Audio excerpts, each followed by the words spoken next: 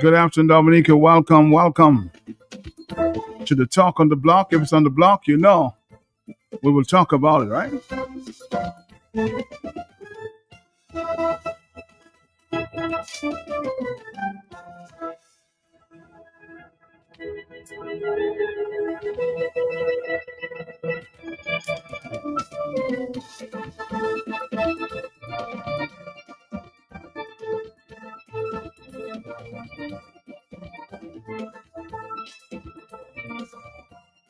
We're gonna take a quick stop. I will come back. Come back. Dominicans, Dominicans, enjoy your property, protect your property. You homeowner and businessman, protect your property, enjoy your property. Can't wait for the hurricane, can't wait till your flood again, can't wait till your roof fly out and all your business coming out. Remember, no insurance company will insure your property when a storm is approaching. Get ahead of the hurricane season. Insure with a company who gives you the assurance of payment for your valid claim. Come speak with us today at the New India Assurance Company Limited, upstairs AC Shillingford and Company Limited, 24 King George Street, Roseau. Bring along an up-to-date valuation from a qualified engineer and get insured today.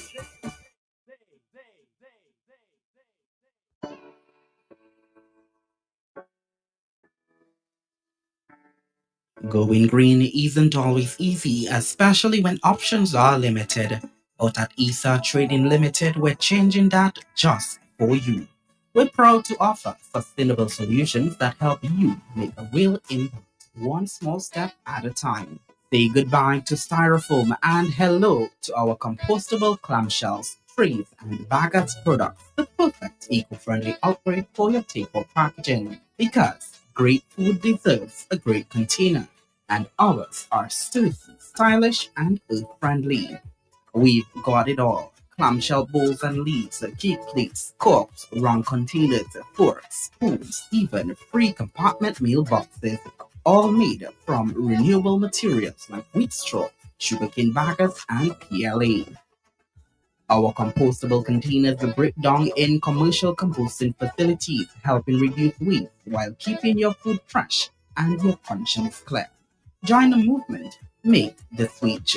Visit us today at Kennedy Avenue and the Bayfront for all your biodegradable packaging needs. At ESA Trading Limited, we're making a difference for you and the planet.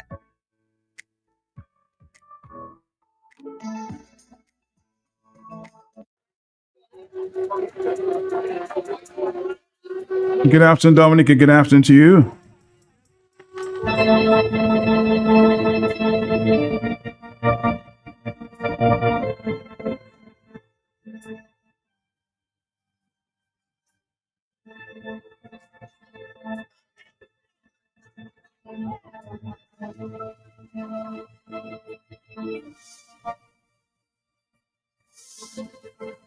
All right, Dominica, as I said, if it's on the block, we'll talk about it. And this is the Talk on the Block. This morning,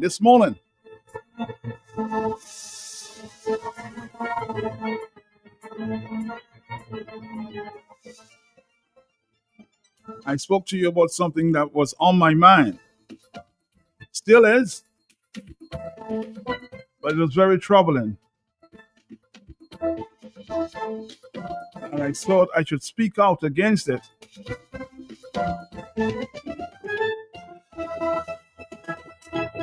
Because we cannot continue to treat our citizens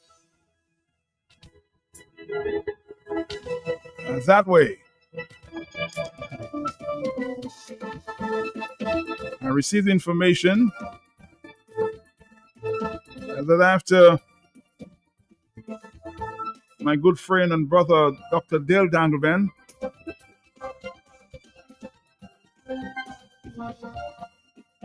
who is now in possession of his license, I want to say thank you for that.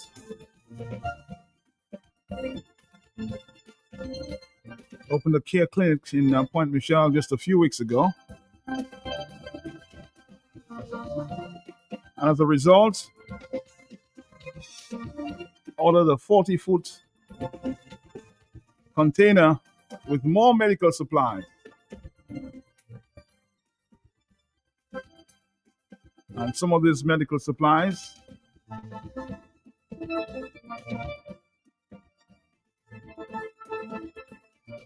from my information was heading to the China Friendship Hospital.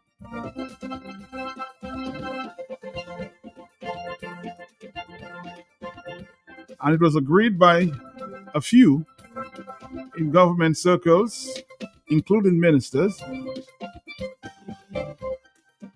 that Dr. Dale would have received some concessions.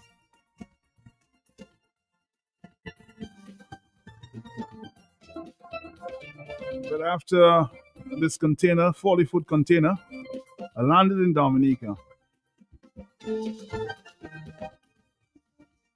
those concerned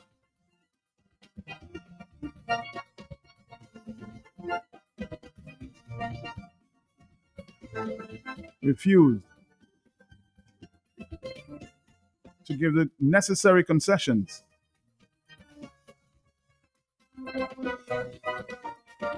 Although at some stage he promised that, as I said, many of the items that we need in the hospital would have been given free to the hospital. This morning I spoke with a number of reactions, but I brought Dr. Dale just for a few minutes this afternoon, 5 minutes. He's on the telephone with me. And you'd understand that he's not pleased with the treatment he has received, although promised. Dr. Dale, good afternoon to you. How are you doing? Hey, good afternoon, Matt. How are you doing? Well, I'm happy you can join me for a short time just to, of course, speak to the issue as it relates to the lack of concessions. Can you tell me that story, please? Yeah,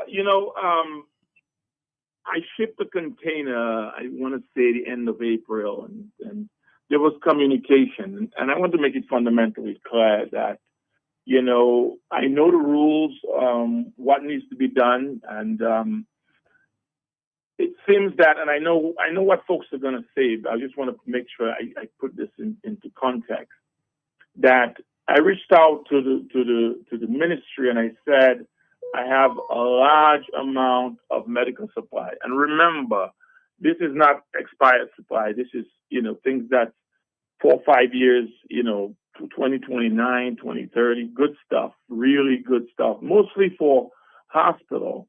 And the discussion was, okay, no problem, right? And the issue now of invoices came up.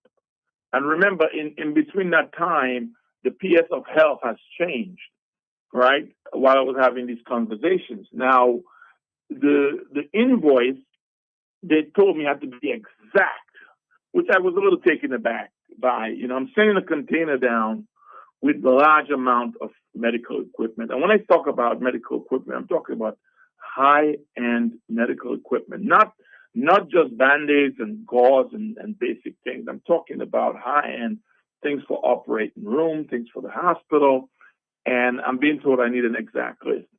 I did have a list that left the Port of Baltimore to ship the container, and I said to the powers that be, this is what I have.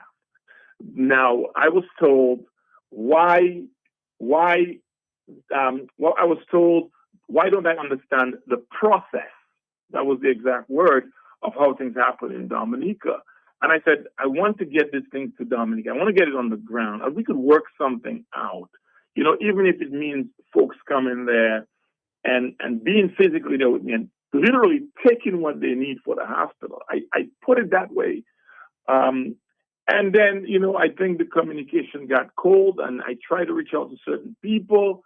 And then 2 days, I want to say the container was a month delayed, and that was another fiasco in of itself. And I had to come back after the opening, and then I had to go back down to Dominica. I spent $1,500 to fly back to Dominica just for the container. And 2 days before, I am being told, why don't I understand the process? I need to furnish that exact list of exactly every single item I need to give to the hospital. Right? And I said, at this point, I cannot do that because the container is packed. We could sit there together. We could figure it out together. But that was not good enough. Right? And when it came time to pay on the port, thank God, I always say, thank God I am able to take care of these things. And I want to make it abundantly clear.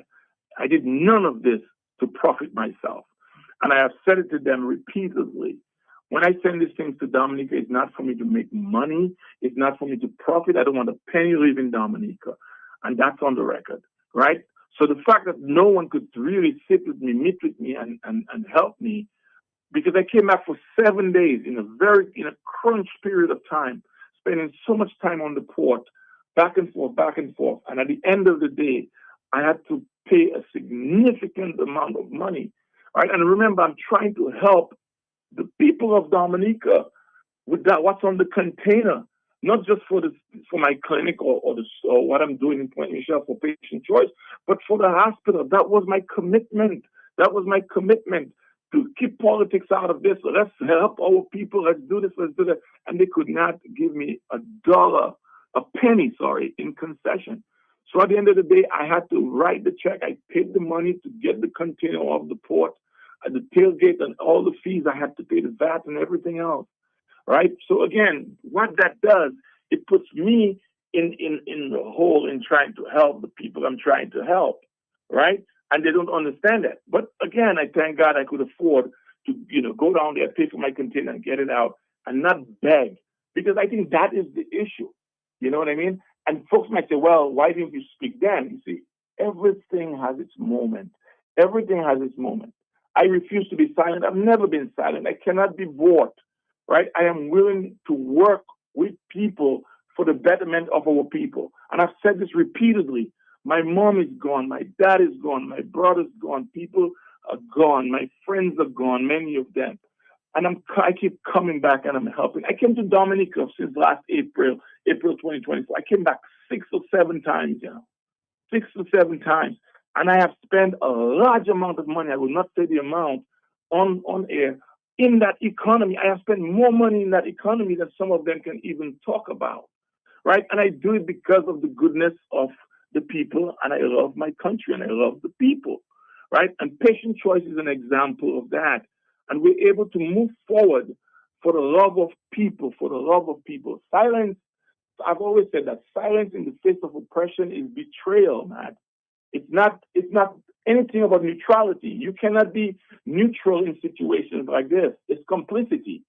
When you're silent and you're not talking on issues that is affecting the people, you're complicit, right?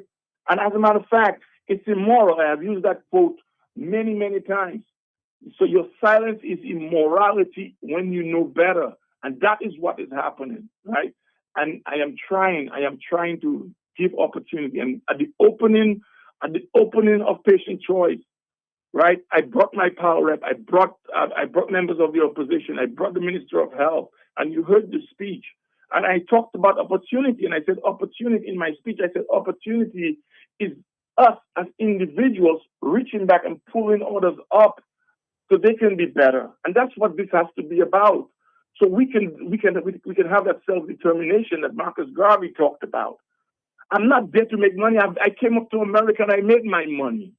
That's why I can afford to go to Baltimore and ship a 40-foot container and come down to Dominica and clear it and do these things. And that's what people have to understand. But those who are trying to get in the way and make empty promises, making speeches, it's shallow, it's shameless, right? Upliftment, Matt. Upliftment should never be about exploitation. It should never be about exploitation. It has to be about the sacrifices that we make. We make so others can be better. And people are just taking and taking and taking and taking. And I can tell you, there's some people that really tried to help me on that port, right? My uncle had to postpone his flight to stay back to take care of that container until I got there. These are the kind of things, man. Why are we doing this to each other? Why are we doing this to our people? right? I'm not using it for any political mileage. I've said that. I don't want to be involved. I don't want to run for no politics. I don't want to run up against people. But where there is injustice, we have to speak, right? We have to sacrifice for the greater good and the betterment of our people. And I will not sit quietly at what happened there, because there's so much more that you know that I have done for them up there in that hospital quietly that I will not talk about right now. And they don't even have the courtesy to say, you know what, we'll give him some concessions. They did not do it, not even a penny. And everyone is saying, well, people with medical supplies get concessions, blah, blah, blah. I met some prominent people on the port that is involved in shipping and things like that. They said, all your stuff, all your medical equipment should get concessions, should be duty-free. I got nothing, not a penny. And I'm trying to help Dominica, man. I can tell you what we can do in health goes beyond what I have seen in Dominica, way, way beyond, 100 times what I have seen in Dominica. If these folks would just open up their eyes and do it out of the humanity that's within them. Let me ask you, Dr. Dale. I mean, of course, you've seen the contents, your doctor, and other doctors have seen it. Are there a lot of medical supplies within that container that could have been given, as you said, freely to the hospital?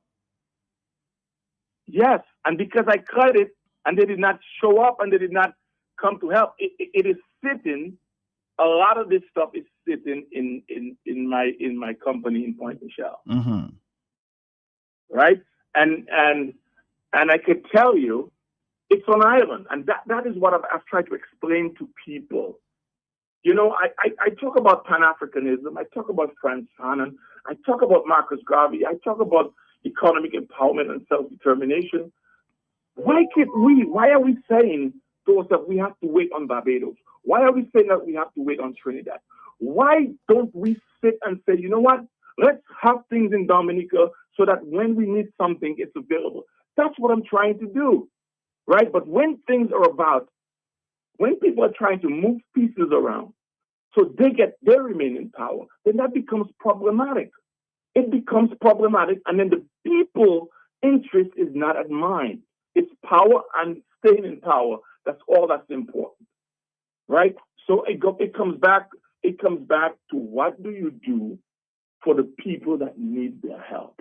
I can tell you, Matt, since it's been a month, and I have gotten about 100 texts. My phone is ringing. Even if I'm back in the States doing my work, I am still taking the time to answer. I'm a trauma surgeon, a general surgeon, but I am on there answering people about hives and people send me pictures of their rashes and the diabetes complications and all these things. And I take the time and I explain it to them and I say, you know, but it's what it should be, right? We took an oath, do no harm. And I think it's time that doctors, you know, we start having a voice and we come together and we speak. You know, I'm not here to point fingers at one particular person. This is about helping the Dominican people. I have an opportunity. I told them I have access. I have access, right? And that's what I have, and that's what I want to bring to Dominica. I brought it to Dominica. It's on Dominica. You need your gauze. You need the small clinics. I will say this to the private clinics. I want the private clinics to understand this. We need to support each other to let this work. I have the things on island. I have the patient monitors. I have the ventilators. I have brought all these things down, right? So if you need something, it's there. So it might save a life. One life saved is important. Let's stop playing politics with people's lives in Dominica. Let us stop playing politics with people's mind. People are dying. I talk about high blood pressure. I talk about stroke. The day I put a video out about stroke because the family of this young man reached out to me who passed. The next day, a young man from Point Michelle had a stroke. And we're not dealing with the issues that are affecting us. We have the garbage issue. We have the dog issue. We have the leptospirosis issue. What are we talking about? One of your colleagues made a very important point yesterday. We're talking about the gun violence, which has to be dealt with. But more people are dying from these other things that we're not talking about. We need to improve health. And I was more than willing to work with them. And I still am, because I'm doing it for the people. I'm not doing it for them. I'm doing it for the people of Dominica. It's time we open our eyes and stop seeing colors. See our community, see the village mentality that we used to have, the love that we had for each other. Right? I cannot be bought. I told them that. I'm not into their politics. And I'm not doing this for political mileage. Right? Let's do this to help people. I have the stuff available. Right? If patient choice fails, it fails. But the Dominican people have to understand, I tried. I continue to try.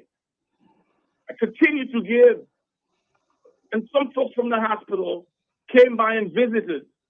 I will put that out. And I gave them care packages. I said, these are the things that we have, things that they've never seen.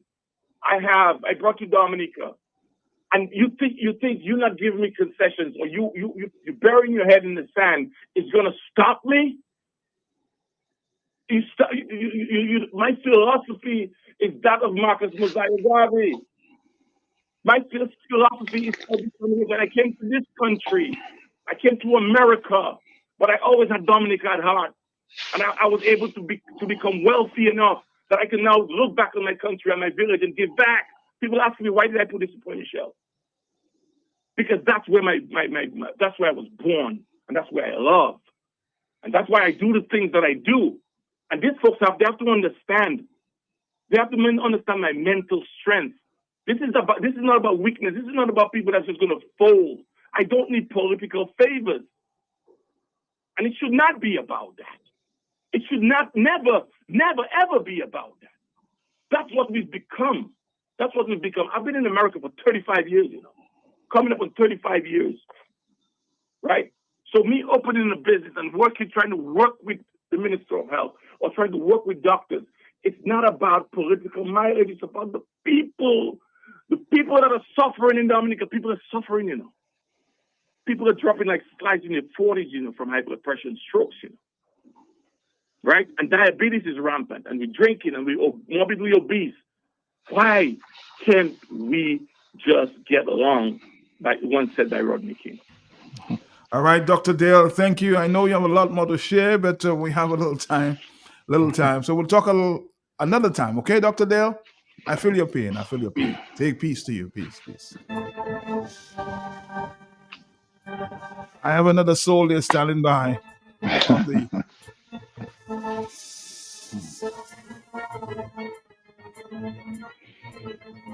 Via Zoom. My telephone's already going crazy, but we'll talk. Of course, I'll repeat that. So we'll talk about Dr. Dale subsequently. But we have a guest standing by.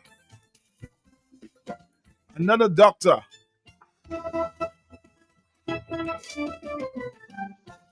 Dr. Anderson Jolly speaking from afar, not here in studios.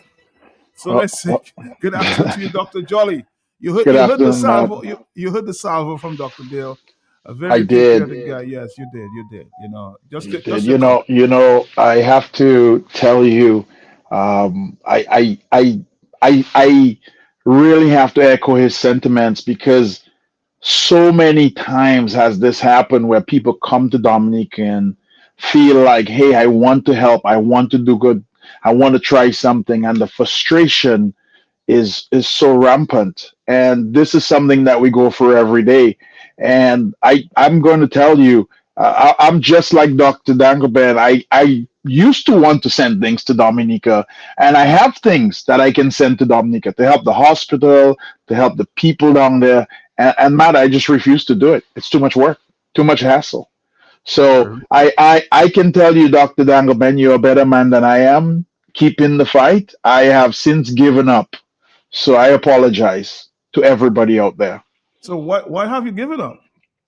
Well, it's just too much. You get there, and literally, I think I wanted to send something very simple to the hospital. Like sometimes my pharmacies get donations. We do a lot of business with a lot of different vendors, and sometimes vendors have extra of something or samples of something. and they give it to you, and they're good. They want you to have the patients try it. Maybe long term, their patients might use it. But people do not understand how Dominica works. And Dominica is one that feels every time you bring something at the customs, it has to have a value. And it's like, no, my suppliers just gave this to me. I paid the money, I shipped it down, which I already spent one set of money. You want me to go ahead and put a value on it so I can pay duty on it so then I can give it away to people. And I'm thinking, this just doesn't make any monetary sense. But we have an idea in Dominica that nothing is free, and so much is free, or so much can be given away by donation. So Dominica Customs does not understand donation. And the only people that should do donations in Dominica apparently are the government, Matt. If the government doesn't do a donation, there's no donation. So there will be no philanthropy in Dominica. There will be no billionaires or millionaires that are giving away things. In fact, the truth is that if I wanted to give away money in Dominica, I probably even couldn't do that. They'd probably arrest me for doing it. So that's probably why we don't give away money too. I get your reason in that. They are the only ones that should give freely. They're the only ones. If you started giving away things, somebody would come and pull you up and say, "Why are you doing this?" You know. But Matt, it's been a long time since we've talked. Boy, Yes, I so know. much has happened. I apologize for not being here, but I've committed myself for the next 3 weeks to enjoying myself with you and enjoying some time with you and seeing what we can bring to the people in terms of education and explanation. So it's a pleasure to be back with you again. Well, it is a pleasure, my friend. How is the economy based from where you sit? How do you see Dominica's economy? I know Well, it's budget day. Is it budget day on Friday? 1.2 billion plus uh, to be well, to be well, discussed there on Friday. Well, we have so many things to be discussed. Everybody's nervous right now, Matt. Right now, I think people have really seen a very tight squeeze on the economy, and they're seeing it with their wallets. They're seeing it with rising prices. They're seeing it with things going up around them without their control. And that is what's causing a lot of concern and anxiety right now. And I think we're gonna hear some things. Some of it we may not like, and some of it we may like. So I don't know. I mean, how do you think this budget day happens? Because keep in mind the CBI thing, which is almost 60% of our GDP. I mean, what are we gonna do with that? That's in a big degree of uncertainty. So what do you think's going to happen? What do you think's going to replace it? Do you think we have a replacement right now? I don't think so. I don't think so. We're looking at getting a replacement for the CBI. But what can you point to that will replace it at this Well, point? here's what I'm going to tell you. I recently you did a show, and this is a repeat show, and I listened to it. It was the one where I guess Prime Minister Skerrit was debating, sort of debating, in quotation, Dr. Thompson Fontaine. And it almost sounded pre-recorded a little bit that he was doing it with, I guess, Simeon on another radio station. And I'm All going right. to tell you, we are in deep trouble with this gentleman. Why would First you of say that? You all, said deep w- trouble on it? well, Deep well, trouble? Matt, I think on that interview that he did with Simeon, he showed his level of incompetence in understanding money. And I'm going to say money because I'm just going to put the whole idea of money. His level of incompetence is so great that it is unbelievable. I had some of my friends listen to that show that you did. And I'm going to tell you, Matt, that the show was incredible because you put back and forth and you kind of explained things a little bit. And then you had the interview with Dr. Thompson Fontaine. And here is Prime Minister Skerrit, who does probably not have a significant degree in any economy or in any bookkeeping or an accounting position, and he's debating an economist. I mean, and not only that, he's talking about the prescriptions. Well, first of all, he shouldn't use the word prescriptions. I actually got upset at him using prescriptions because he's not a pharmacist, knows nothing about prescriptions. But prescriptions that Dr. Thompson Fontaine had to bring the economy to life. And everything that Mr. Fontaine said, don't get me wrong, I didn't agree with, but there were so many ideas that he put forward that we could have discussed. And instead of bringing some ideas to the floor or to the table, here's Mr. Scarrett saying, well, the only way for us to live in Dominica is high taxes. The only way for us to live in Dominica is to make small salaries. The only way for us to live in Dominica is to live off very little, make sure nobody gets paid very high, make sure we keep the NEP going, make sure we give away everything in Dominica that we have for free, free schooling, free school bus, free uniforms, free care, free housing. And I'm thinking, we are in trouble because this is a man who does not understand any financial sort of wealth. And not only that, he does not even address the fact that he has a $64,000 per month rental that he's using that is a problem, but he wants everybody. I think Mr. Scarsgold wants everybody to become NEP in Dominica, Matt. And I think eventually that's who we'll all be in Dominica. We'll all be NEP. That's it. That's my story on it. Because his level of intelligence when it comes to the economy is crazy. And he doesn't think the economy of Dominica is in decline. So you And I'm saying, thinking, you don't think that the prime minister has a grasp of finance? That's your point?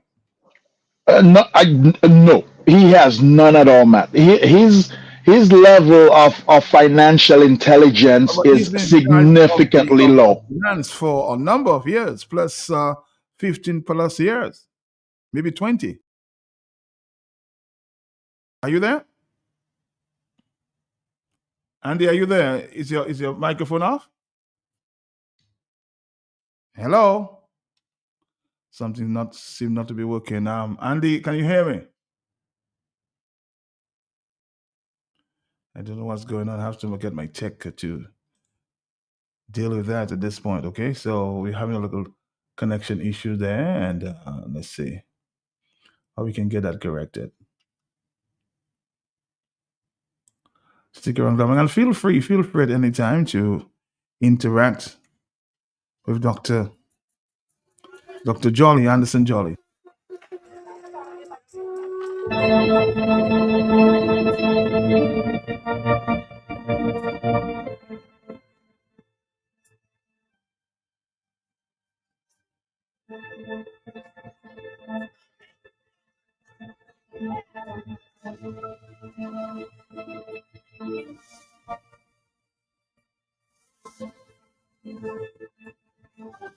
While we're trying to fix the problem, the screen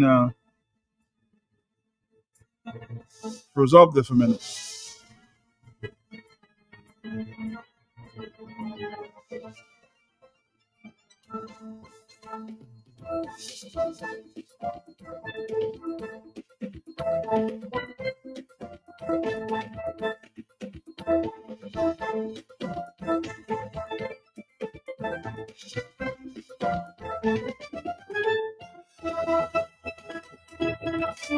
Okay, while we wait on our tech to fix that problem, let's see if we can take a few phone calls. Hello, talk to me, yes? Matt, Yes. we need to tell Dr. Dale Dangoben that the state is in crisis for revenue.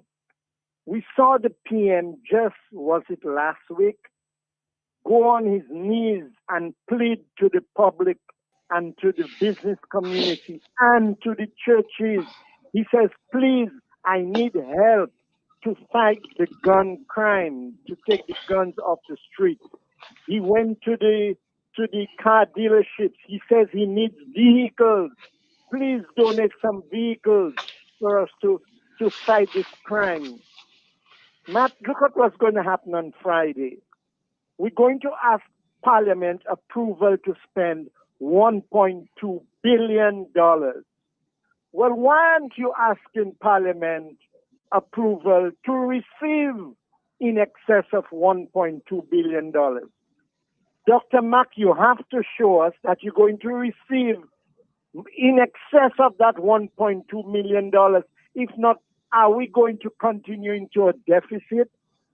Please tell us, Dr. Matt, how much you spent last budget, how much you received the last budget, and so that we can build upon it and give us the how you're now going to tell us why you need $1.2 billion on Friday.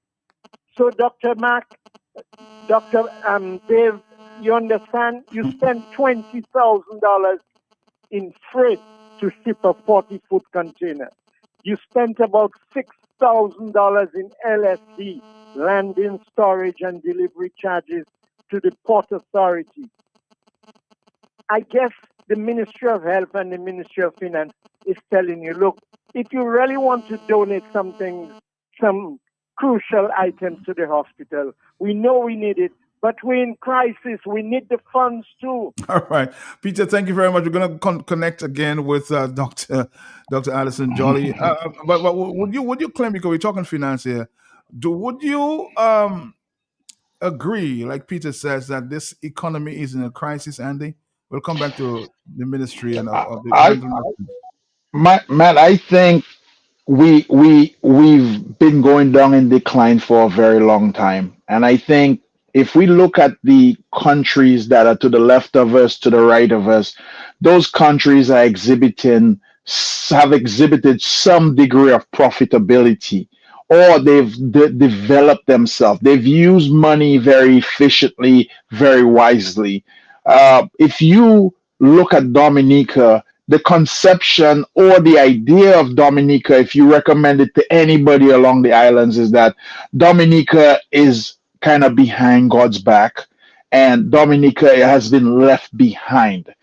People around the Caribbean, that is the general consensus if you ask them. And I think it has the ideas that Mr. Scary put forward on that program that you played over again, Matt. I really want people to listen to it, because it shows he does not have a good understanding of the subject matter. His idea is, let's tax the people. Let's take as much from them as we can. Let's not pay them very high wages. He does not want prosperity for any Dominican. And a little bit earlier, when Dr. Dale Dangoben was talking, it shows, because he doesn't want to help people. If he feels like he's the only person that should be able to give handouts, he doesn't want anybody to get the credit. He doesn't want anybody in Dominica who's richer than him. He doesn't want anybody who's smarter than him. He wants to be the king and the person who holds all the cards in his hand. When you need something, you have to go to the king and beg, and the king will grant you what your wishes are, if he so desires. But in terms of financial intelligence, Matt, I'm going to tell you, just the You're mistakes. saying again, Andy, that you think even after holding that portfolio for about 20 years, you're saying that the Prime Minister has a poor grasp of finance? Very poor graph. Matt, what do we have to show for it? Everything that just let's take a look. If we gave the Prime Minister $10 to do a project, we have never had a project that's been on budget. We have several projects that we've been working on for several years that are not completed. We have several hotels in Dominica that may never get completed. We have an economy that is subsidized by CBI funds. We do not have a working economy. There's nothing our economy produces. We're selling our souls, our identities, our passports on every day so that we can eat.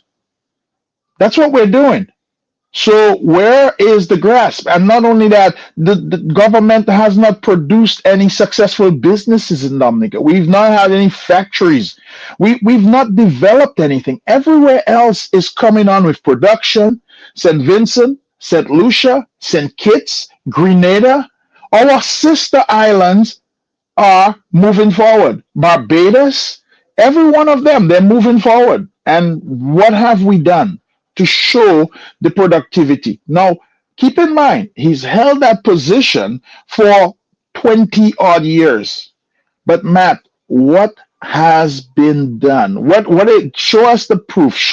Americans say this all the time. Show me the money. What have you done with the money? I don't mind that we've given a lot of money, but we have nothing to show for it. And every time, man, this is the most disgusting part of Friday. In fact, most people will vomit on Friday. You know why? Simply because here comes there somebody else asking for more money or more approval for more money. Matt, we have no disclosure as to what has happened to the previous money. And if somebody can tell me, hey, okay, here's the deal. We did a budget last year.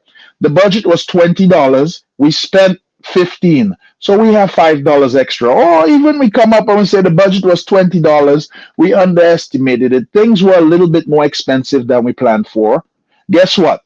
We had to spend $25. So we have a small deficit of $5. Can somebody please tell us something?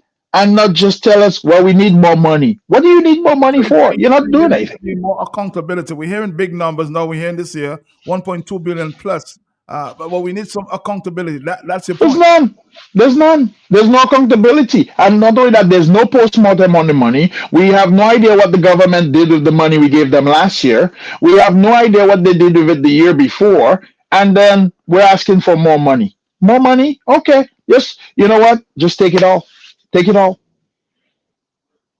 All right, Dominique. I'm just going to open up the lines here. Of course, you can ask. You can speak to Andy via Zoom. So he's on the line, and he'll hear your question. So feel free to call. I know you've been trying 449-3095, 449-3096, 449-3097. Andy is basically saying this afternoon there that our Prime Minister, Mr. Skerritt, has a poor grasp of handling money. Do you also We we can put it shortly, Matt. Physically incompetent. That's the word that I would use. Physically incompetent. Done. Wow, that's strong. That's strong terms. Is there anything personal in there, Andy? People might I don't say, think there's anything personal, Matt. We have a poor economy. We have the lowest paying citizens. Nobody can get raises. I mean, just go through the line of items as what you'd consider as fiscally responsible, and everything opposite. I think our prime minister has given to us. So if you have what they call fiscally responsible, our prime minister is fiscally incompetent. hello on the telephone. Are you there, caller? Yes. Yes, good afternoon, Matt. Good afternoon, Mr. Jolly. Matt, Good afternoon. a man that you should be always calling the radio. I think Mr. name was Mr. Robbins. He's a financier. And he'll be always telling you, if Skerritt couldn't balance his own checkbook, how could he balance the money of the country? You can remember that, Matt? I remember Mr. Robinson. Amen to that, Matt. So that's exactly what Mr. Jolly is saying. The man don't know nothing about finance. All he knows is to grab. If he's so concerned about the country, give up the $64,000 rent the poor people in Dominica have to pay to you. And go and live at vehicles like Mr. James to go and live in his own house. Go and live in your house. You have enough bodyguard and give up that $64,000 rent on the backs of the people of Dominica and the $10,000 light bill and all other bills to go with it. Give that up and go and live in vehicles like all other prime ministers before you. Other than that, Mr. Dale Dangoben, I'm sorry for what's happening with you trying to help us in Dominica. It's time for the doctors, the so-called doctors and nurses here, to put down their foot and decide, well, a man trying to help the country and things we haven't got, he bringing into the country for us to help us. Stand up and decide to pull a day strike or 2-day strike and say if he cannot get the concession he need, work stop. Put all your foot down. Stop being a mouse and be men, Papa Bote, once and for all in that country. I was telling my the country's in deep shit on the Roosevelt Skerritt. Bye-bye. And a lot of people bring up the whole the $64,000. If you were in Mr. Skerritt's position, would you give that up for the sake of the country? Well, man, I don't think you have to give it up. The problem is that here it is that this has been conspired by Mr. Skerritt and his so-called MMC management company, and it's a significant bill. Matt, most Dominicans don't have a mortgage that's over $6,000. In fact, I'm going to tell you something, and this is just the between us and everybody else in Dominica at this point. The mortgage for the new mega store that was built in Fort Roulet for Jollies Mhm. has a mortgage of about $45,000 on it. That's just, let's just put that in perspective. The mortgage for the mega store has a mortgage of about $45,000 on it.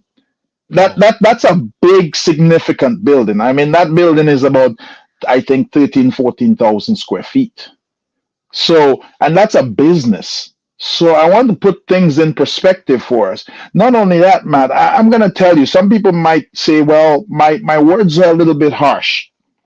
But here it is that Mr. Skerritt proves it again, once again.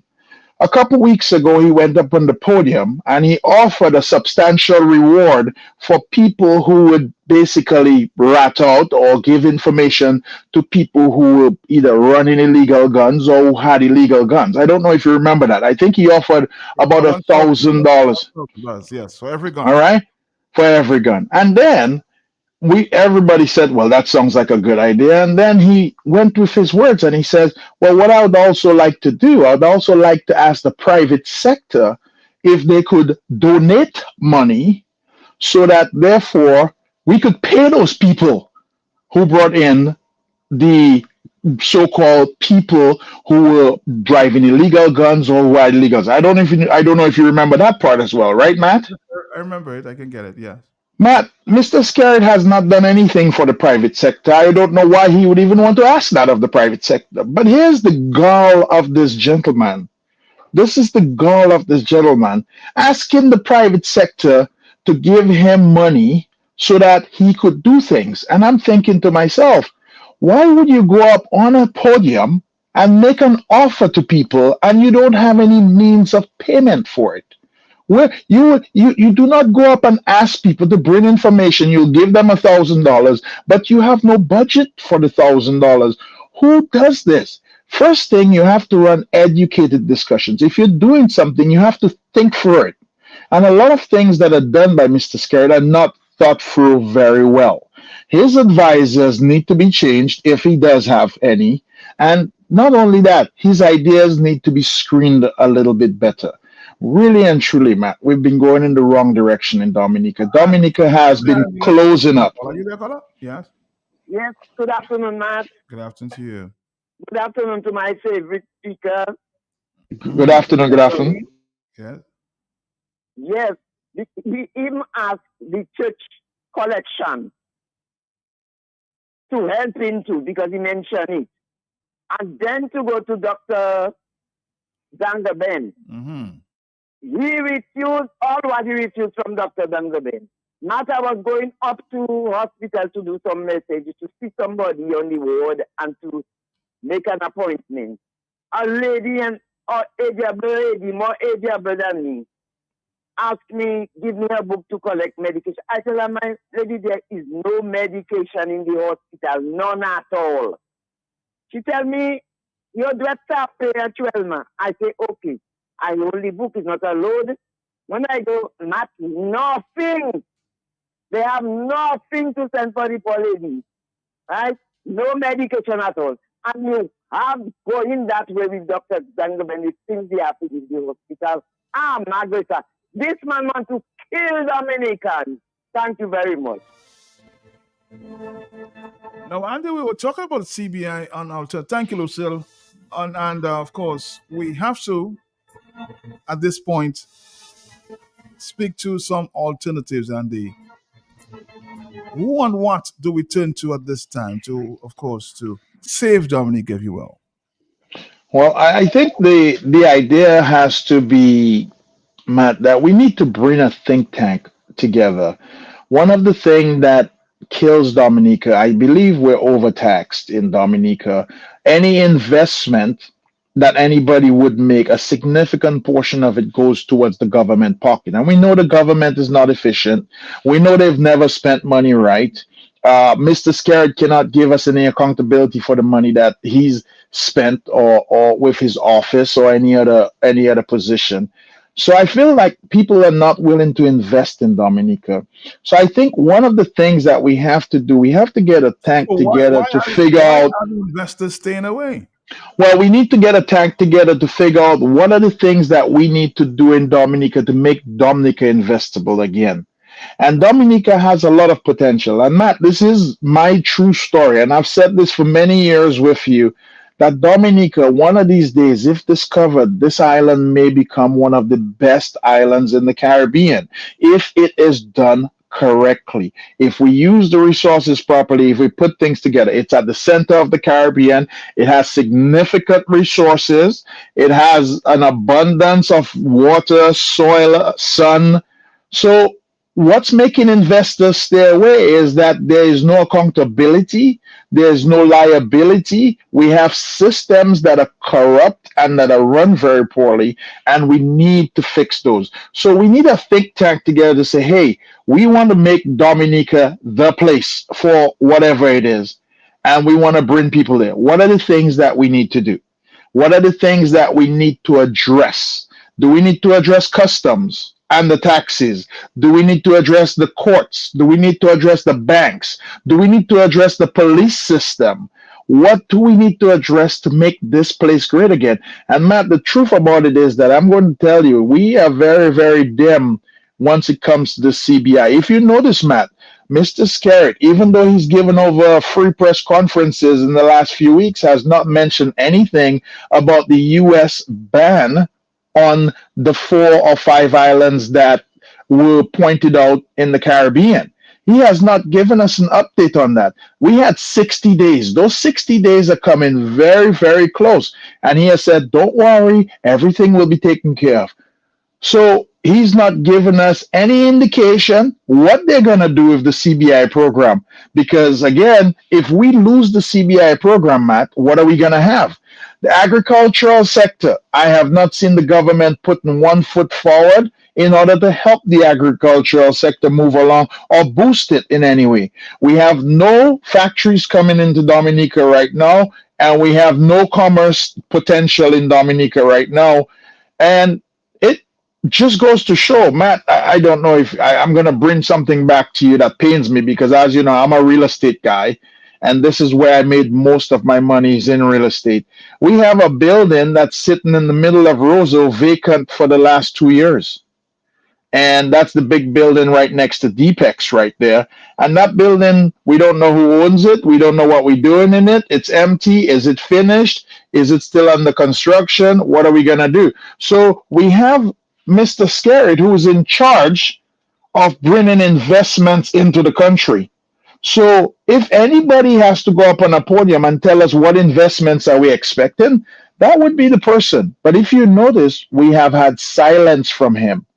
Instead, he's been on stage asking us not to tint our rental cars anymore to prevent gun violence. And I'm thinking, what's going on here? Let's take a phone call. There's so many points there. Hello, talk to me. Yes?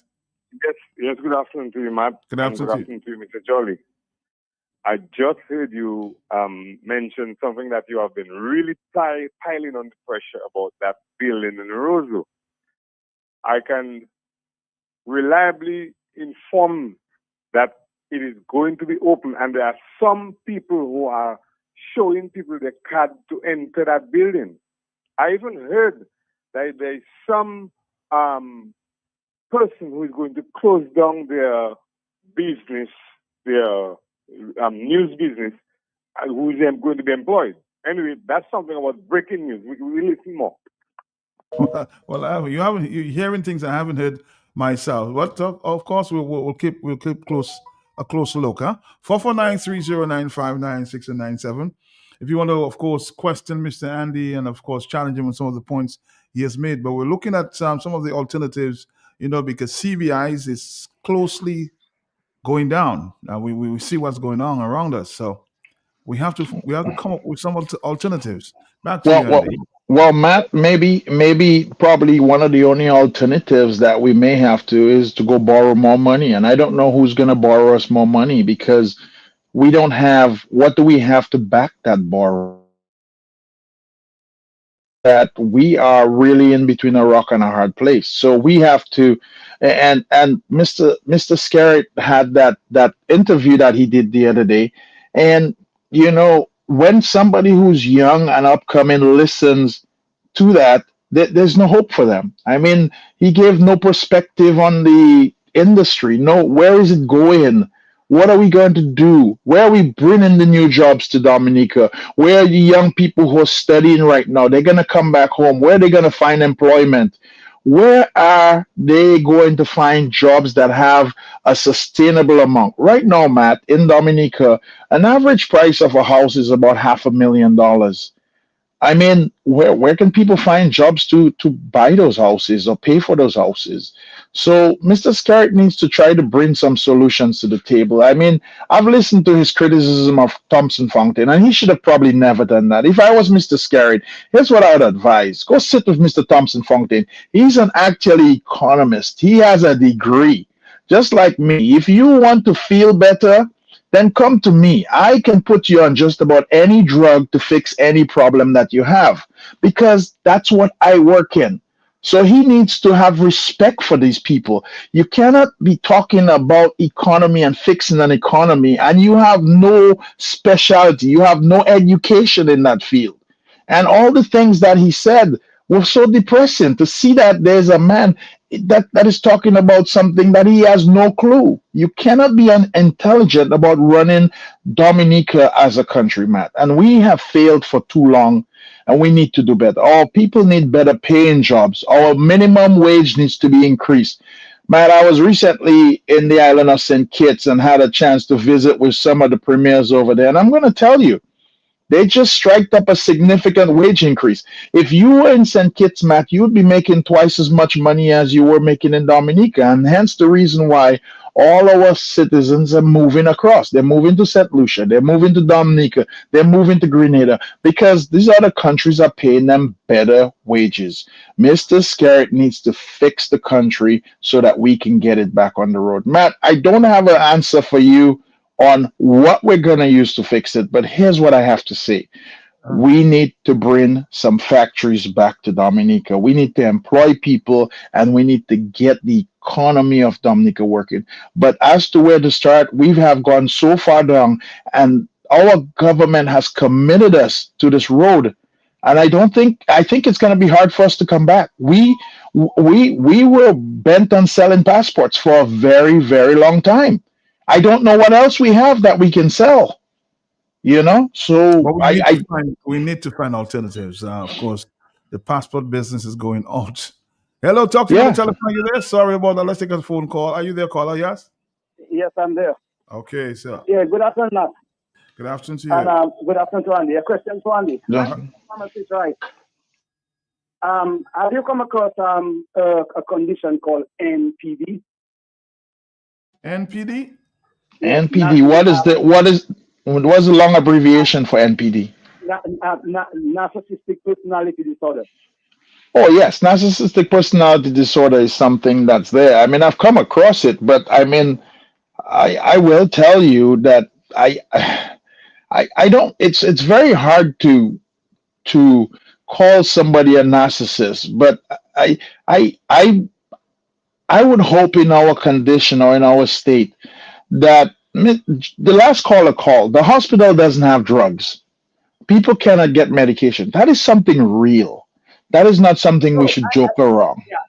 yeah, I You am know? asking that question because I'm seeing so many things going wrong in this place, and with the problems we have with the economy, with no accountability, the problems we have with our hospitals, no empathy for people that are going through this kind of thing.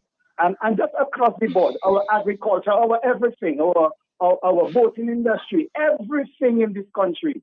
And then you're watching, even Matt said earlier, when you mentioned about the guy has been in the position for 20 years, so he should have something to show for it. He has nothing to show for it, no accountability, no nothing. So at that point, don't we realize that we're not dealing with a normal person? That person cannot be normal.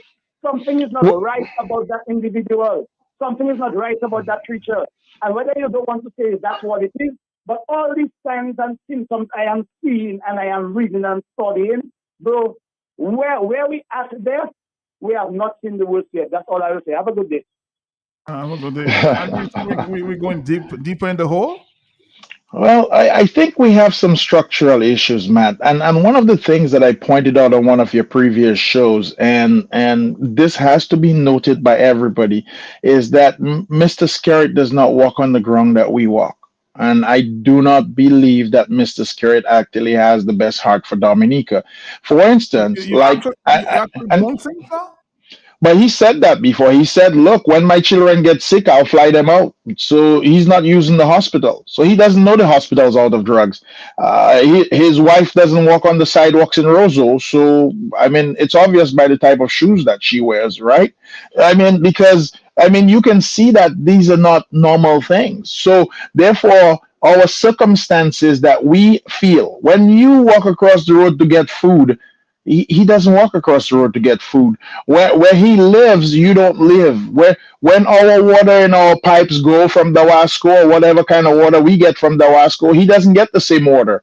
I don't think, to some extent that all the things that we're experiencing as Dominicans, that Mr. Skerritt is experiencing. And therefore, if you ask him how Dominica is doing, he's going to put a smiley face on and say, hey, we're doing great.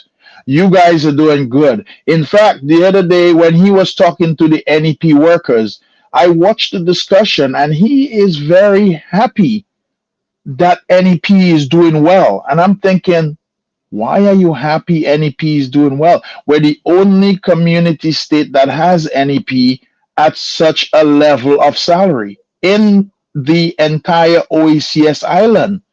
Why would you be happy about that? So what I'm telling you, that his happiness and joy is not something that is realistic. And I would say, if I had to say, I don't think Mr. Skerritt is narcissistic. I think he's unrealistic. Okay. Let's take more phone calls. Are you there, caller? No, you're not. 449. Let's take a little thing there from for entertainment's sake. We have so many questions and so many people want to ask a question. Let's do this one there from Buple. Happening, man. The other OECS countries seem to have left us behind, huh? Yo kite no krana na. What's happening, man?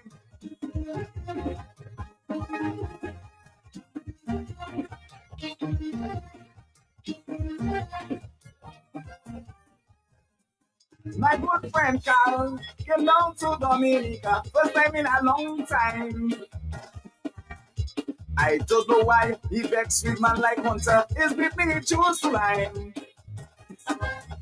Everywhere we went, he had disappointment upon disappointment. So he stood on the pavement and he began to vent. It is Dominican American. What the love with beast, man. What I see in there, I can't find a right man in Dominica. Just like Canada and America, is only grapes and apples I see selling everywhere. Yo kite no granana, granana, Uber Mala, and the diaspora. No banana, le puxala kite Dominica, boy. Well, I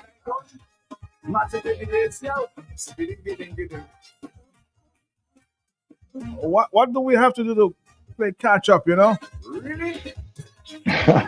Back to you, Andy. Back to you. We need to catch up. Matt, We're Matt, years behind, Yes, hello? Matt, I think catching up is going to be something we have to do, but we have to be delicate about it.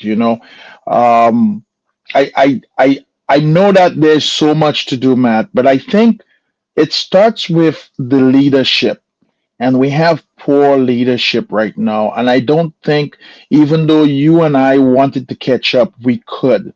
Simply because the leadership is holding us back. The leadership does not have the idea. When he has an entire team, Andy, an entire team working with him. I mean, Give the other people a voice and let them speak as well. Let them do. And the fact that he doesn't shows their incompetence as well, man. That is one of the things. I have several businesses, and I'm going to tell you, Matt. I sit and I talk here with you, but you have to understand the other 17 companies that I own. Each of these managers will speak for those companies, and I trust them to speak for them. And if they have questions, I hope they will get back to me and they will ask the right questions. But you have to have faith in your people.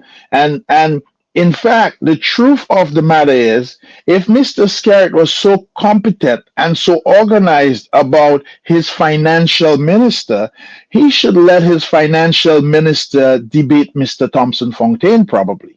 Don't you think so? Wouldn't that be a nice debate, Matt? The financial minister for Dominica, Mr. McIntyre, debating Mr. Thompson Fontaine, national economist.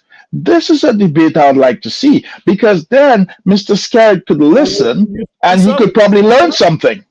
I'm just saying, would you sponsor that debate, Andy? Matt, I would pay any amount of money to see that debate. Right now, just tell me when it is. I would sell tickets for that debate, because this is something interesting. Matt, we have an economic problem and we need serious help. So let's get serious people at the table. And maybe he might say, well, we don't want Mr. Fontaine's ideas. Okay, well, let's bring an economist, somebody who has a degree behind their name, to sit down and talk about those things. You don't have to use Mr. Thompson Fontaine. There's lots of economists. There's in the Caribbean. Let's call in one. And let's make sure that the ideas that we are using here in Dominica are sound. Because, Matt, I have an accountant, and I allowed my accountant to listen to Mr. Scarrett's conversation. And my accountant said that balance sheet is only going to have red on it. I'm going to tell you something, Matt. I listened to the conversation. And one of the things that was brought up, Matt, and I know you don't talk about this regularly on your program, is the amount of businesses that have closed in Dominica. And Mr. Scarrett has the audacity and the gall to come on the radio station and tell people that if Mr. Thomas Fontaine got into office, that several businesses would have to close their doors. And I'm thinking to myself, wait, Mr. Scarrett, you've been here for 20 years and more businesses have closed their doors than ever before. Matt, am I incorrect about that? I mean, he's the one who's been closing down businesses. No subsidies for businesses, overtaxing businesses, very hard unemployment. Our employment laws are outdated. Not only that, Matt, Mr. Scarrett, since his term, has not, to my knowledge, and I'm going to go to my knowledge, helped one business in Dominica succeed other than the one that his family, immediate family, owns in Dominica. That is the only business that's going to be left standing in Dominica. But he has not helped a business. If you go to Mr. Scarrett today and you have a business and you said, hey, I need help for this business, I have to close my doors, I need something to light me up for the next 2 months or 3 months, there will be zero help for that business, man. If anybody wants to contest that, they can call in and see. Tell me a business that he's helped to survive in Dominica. Oh, hold on. I'm sure some calls will come in and, ask us the very question. Are you there? Good afternoon to you, yes? Yeah. Good afternoon. Good afternoon. Good afternoon to Mr. George. Good afternoon. Very interesting program.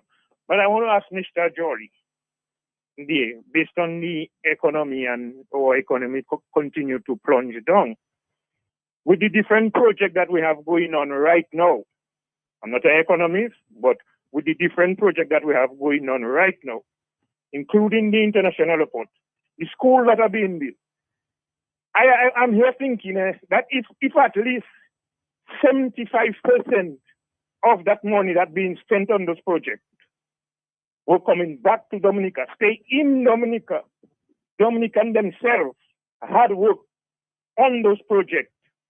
And you imagine the significant amount of money that would be going back to our economy? And we wouldn't be like that. We're just about 60,000 people. There, over 20,000 maybe even left in the past few months. And we will not get our economy to move unless we get people to work. No matter what project the government bring, and Dominican on a whole not working so that they can spend and the government can get back. Just like civil servants. When government pays civil servant, there is a certain amount of money that goes back to the economy. But we does not have enough people working. And it doesn't even take a nuisance on the side to see that. Have a good one, man. Have a good one. Thank you very much. 449. Andy, somebody's pointing to about 70 businesses. I haven't checked, but 70 businesses closed down. I think there's about, that number is probably correct.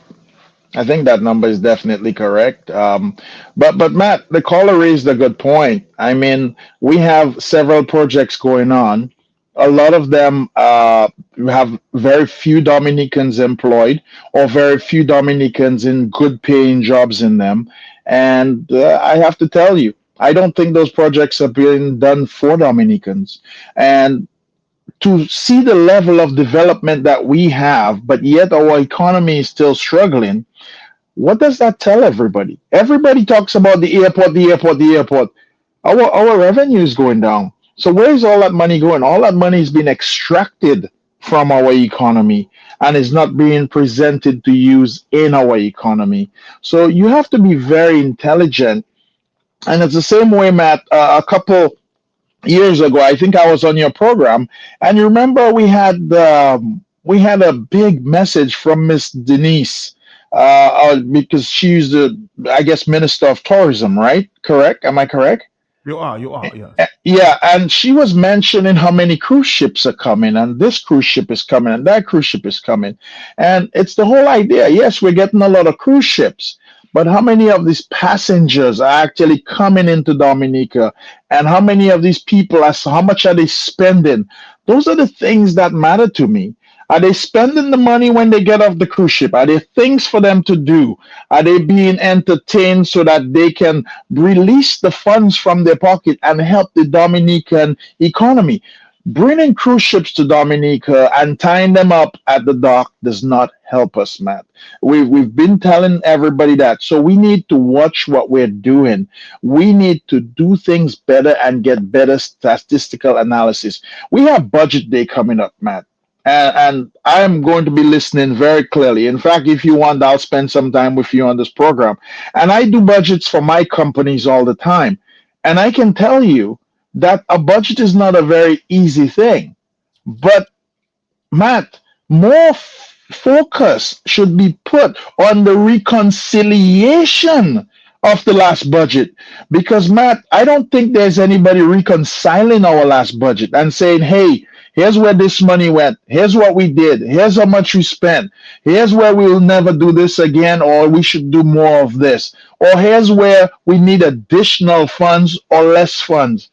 There's no reconciliation of the budget that's transparent that we can understand. And anytime you have that, Matt, I believe that that business is destined for doom, because you need to know where you were in the past in order to know where you're going in the future. And that's a very simple point. And contrast there. Yes. Exactly. And transparent. Let's take a break, Dominica, and we're here with Mr. Addison Jolly. You know, he's a straight talker, straight shooter. We'll come back after the break. Stick around. This is Q905. This is the Talk on the Block. Dominicans, enjoy your property, protect your property, you homeowner and businessman, protect your property, enjoy your property, can't wait for the hurricane, can't wait till you flood again, can't wait till you fly out and all your business going out. Remember, no insurance company will insure your property when a storm is approaching. Get ahead of the hurricane season and insure with a company who gives you the assurance of payment for your valid claim. Come speak with us today at the New India Assurance Company Limited, upstairs AC Shillingford and Company Limited, 24 King George Street, Roseau.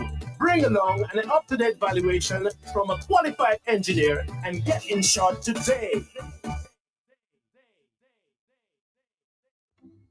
Dominica, get ready for a weekend of GAM, creativity and culture.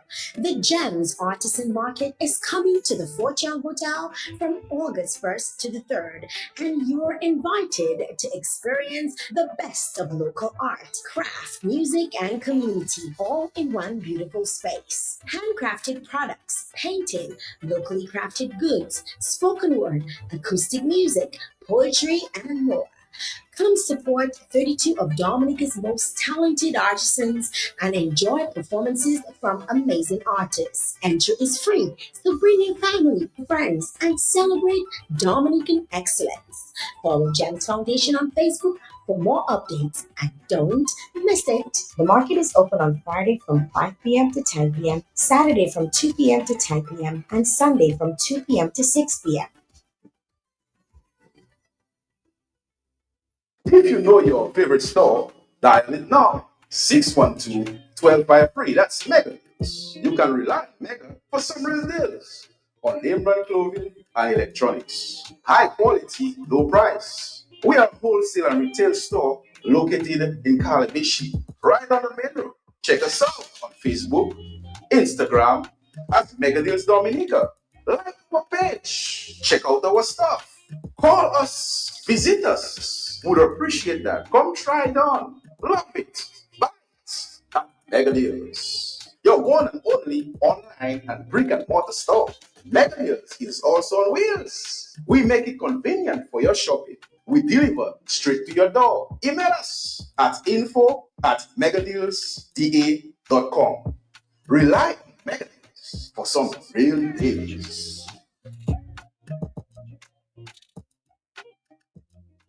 The government of Dominica has declared a national firearm amnesty. If you have an illegal gun, now is the time to turn it in. No charges, no questions. If you know someone with an unlicensed firearm, say something without saying your name. Crime Stoppers Dominica keeps you completely anonymous. Call 1-800-8477. That's 1-800-TIPS. Your voice stays hidden, but your action could save lives. Let's protect our island together. A message from Crime Stoppers Dominica and this station.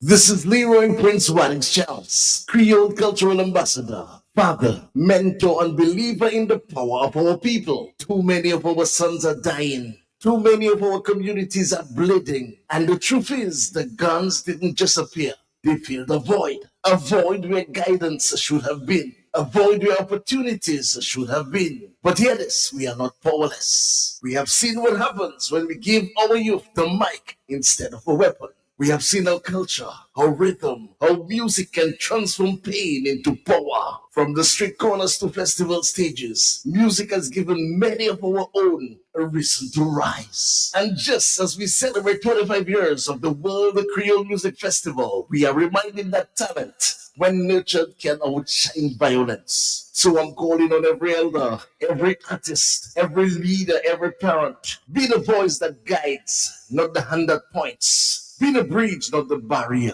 Give the youth more than criticism. Give them chances more than lectures. Give them love. Replace fear with hope. Replace triggers with dreams. Let's shape a future when the only thing firing is ambition. Let's silence the guns and amplify the greatness inside our youth. And I believe when we choose culture, community, and compassion, we choose life. We're back and we're here with Mr. Anderson Jolly, speaking to the issues as usual.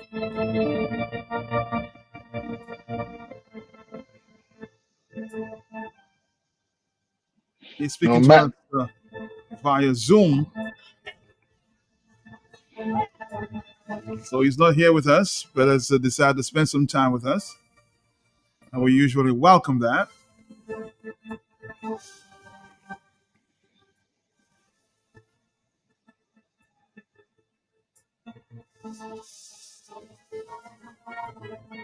I'm gonna allow for some phone calls. I know you want to chat and ask questions. Good afternoon to you on the telephone. Stick around. Yes. Hey, Mr. Pelfrey, blessings, sir. Blessings to you. Honorable Dr. Jolly, what's up? Doing good, sir. Doing good. And yourself? I give in thanks, sir. God blessings to you and your family. Excellent. Thank you.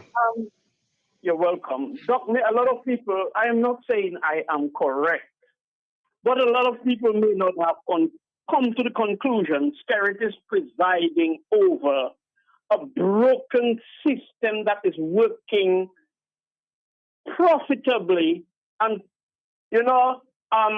conveniently and perfectly for him. And what they say, well, I saying it.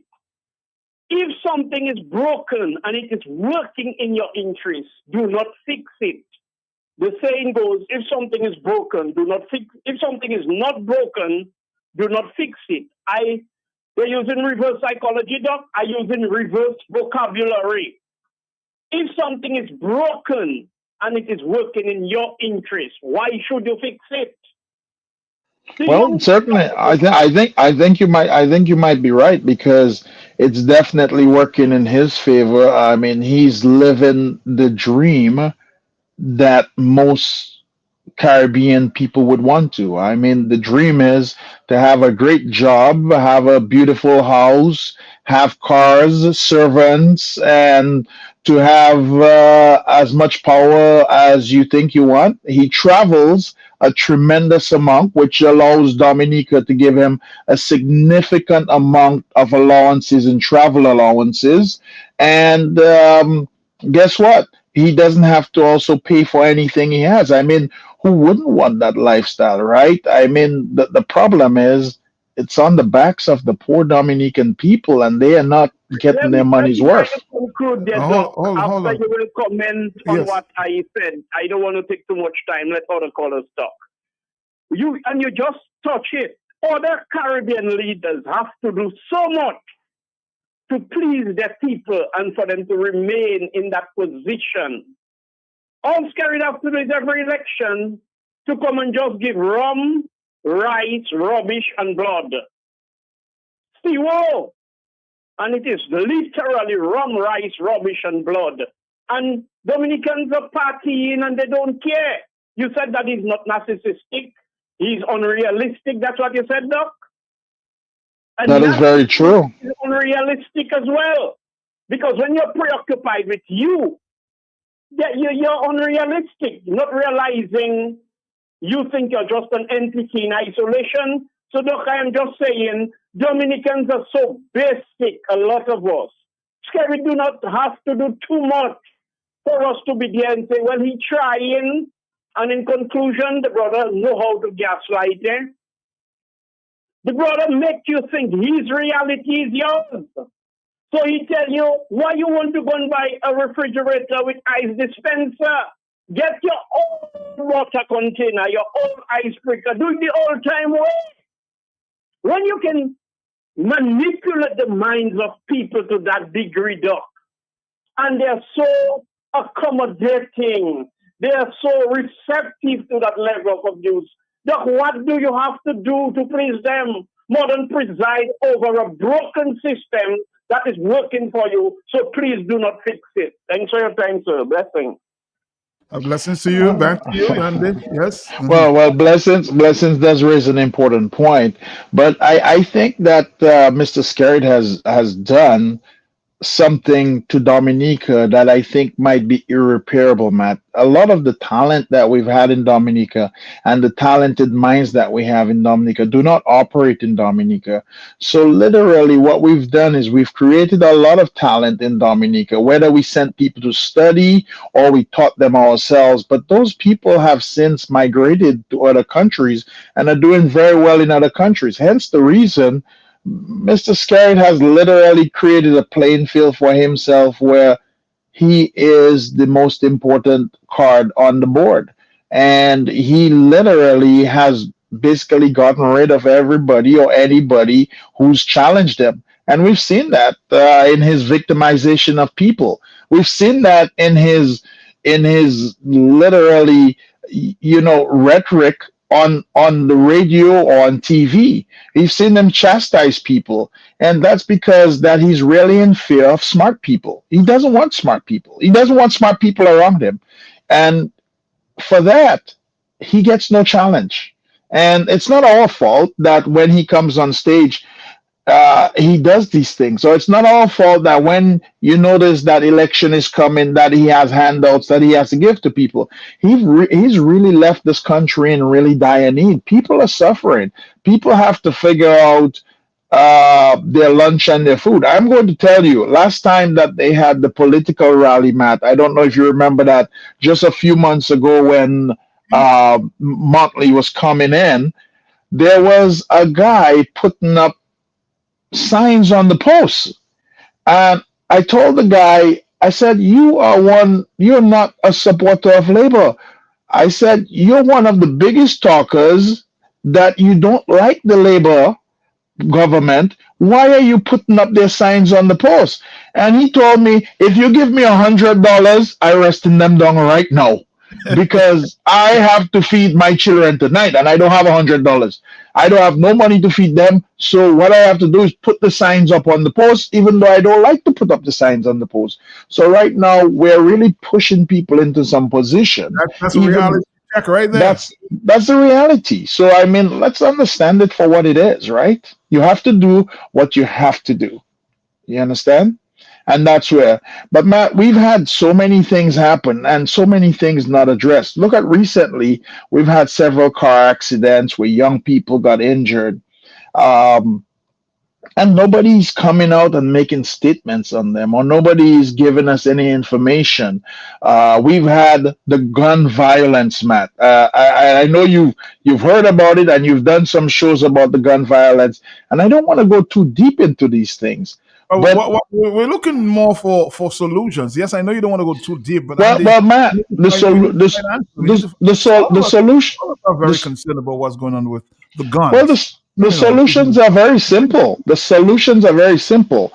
If the government of Dominica really wants to create harmony in Dominica, Matt, and to create a better lifestyle for people, they have to give people a little bit more to look forward. Our police department, and God bless their soul, there's probably about 2 or 3 good people in there.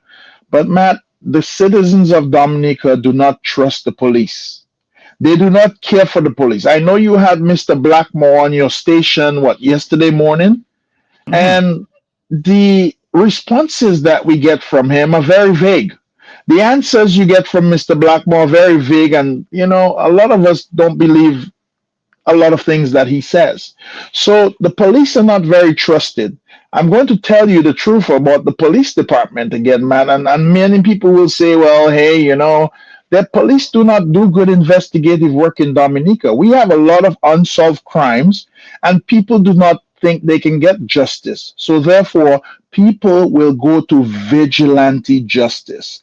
And when you understand that, you understand something simple. You say, hey, I don't think that I can get my due diligence, so therefore I'm going to get it myself. We do not have an economy that Mr. Skerritt has created enough well-paying jobs for people. So then what is left? Our young people go into crime, they go into drugs, they go into other unscrupulous ideas because they have to make a living. They need to make money. And therefore, because those people have nothing better to go into, Matt, that is going to help subsidize their family, pay their rent, make sure that they have a car, etc., guess what? They go into these other practices. Well, these practices are very violent. They have a lot of issues with them. Some time ago, I think about 4 years ago, we talked about, hey, Mr. Skerritt, let's go ahead and open up marijuana as a crop for Dominica. Why? We have soil, we have sand, we have water, and we have labor. And we can basically produce marijuana as a product. Maybe we don't refine it ourselves, but maybe we export it. Guess what we did? Instead, he went into office and he said, well, here's what you can do. You can have 3 or 4 joints or 3 or 4 plants at your home. And now Everybody is becoming a drug addict for themselves instead of us selling it out to everybody else. So Mr. Scarrett has made a lot of wrong moves. The government of Dominica has made a lot of wrong moves. Instead of presenting people with good options, they've presented people with horrible options. Therefore, our gun violence will increase. Matt, I'm going to give you another simple Let one. me share that story with you, Andy, because I found out that Mr. Lennox Clinton came back with a brilliant idea a couple of years ago about the marijuana industry and using it as medicine, and he was laughed at. And now the very people who laughed at him are using the same industry to find to score points. This I find is too hypocritical. Well, it's very hypocritical, and that is the problem. Our government has done this to people. You come and you bring a good idea to them and say, "Here's something that we can do to help the people of Dominica," and they laugh at you, and then they go back and they say, "Hey, this was our idea." I bet you $10, Matt, that they are now saying that this is their idea and they want to organize it and they want to have control of it. Why? Because guess what? This is what we want in Dominica. We want everything to come from the government. Every donation come from the government. Every idea come from the government. Every handout come from the government. Every time you get turkey for Christmas, if you're going to have turkey, it has to come from the government. We cannot proceed with these type of ideas. We have to allow people to work and get good jobs in order to present a good middle class, in order to promote Dominica as a territory that is livable. If it is not livable, people will live. Matt, I'm going to tell you another true story. Here's where our government got wrong. Our government decided to tax cars very heavily. All right? We have very high duties on cars, as you know, in our Dominica. That's But true. guess what? When you tax things very heavily, guess what people are going to go? They're going to get the cheapest vehicles that they can. Recently, I don't know if you know, Grenada said they don't want any vehicles older than 5 years old being brought into their ports Interesting. because they cannot get parts for them. Not only that, these vehicles are becoming derelict and they're becoming at the side of the road. And not only that, these vehicles are not being properly maintained because you get vehicles and you cannot get parts for them. People are having to do makeshift parts. They're having to use bolts that are not the correct bolts for these cars. And therefore, these cars are getting into accidents. So we now need to try to find a way going forward where we need to say, hey, we want to put Dominica at the forefront. And Mr. Scarrett has the idea, and the government, I don't blame him alone. I think it's the whole government of I Dominica. think it's Let's a blame good idea, all as you 20. said that, and in terms of not getting cars older than 5 years old, and maybe they should implement that in this upcoming budget. That's a great idea. Yeah, let's not get cars older than 5 years old because Matt, they're destroying people and And they're make them affordable taking as well. people's money. Yeah, let's make things affordable. You know, Mr. Scarrett has this idea that he cannot make things affordable for his Dominican people. And as I said, it's simply because he doesn't pay for anything himself. If you ask him how much is a can of butter on the shelf at the supermarket, I don't think he'll be able to tell you. So we have some significant issues. We need to revisit where we are and how we started. All right, Dominica, 449-3095. You can ask Mr. Andy Jolly some questions I'm sure you want to ask. Now is the time. We have a few more minutes here. So let's go back to the telephone. Are you here? Yes? Yes, I'm calling for a good while now. Mr. Telte I'm here. and Mr. Jolly. I am looking, I don't even know what to say now. Because I'm looking at it as an exodus. It is, and I am seeing there's a Pharaoh there. I'm seeing a Nebuchadnezzar there. God is trying to help all people and showing them what to do. But they are not taking heed of the word of God. And even when he was bringing them, the people in Egypt, he was bringing them out. When they read the corner of certain places, he said if they bring them there to die, let them go back and eat their onion, their garlic, and their cucumbers and those things there. And they've seen all what God doing them. But I think to myself, if people in Dominica seeing what happened to them, it is not Mr. Scarrett that have the problem, neither his ministers are with him. It is the people self. Because if you see something happen to you, you need to stand up and rise up and voice and do something about it. But if his people are saying, Nobody they do nobody. Every time they go back in the same thing again. So what do you expect to happen? So God is allowing them to plunder them, to take their land, take their this and take that, till they come to the realization there is a God that want to help them.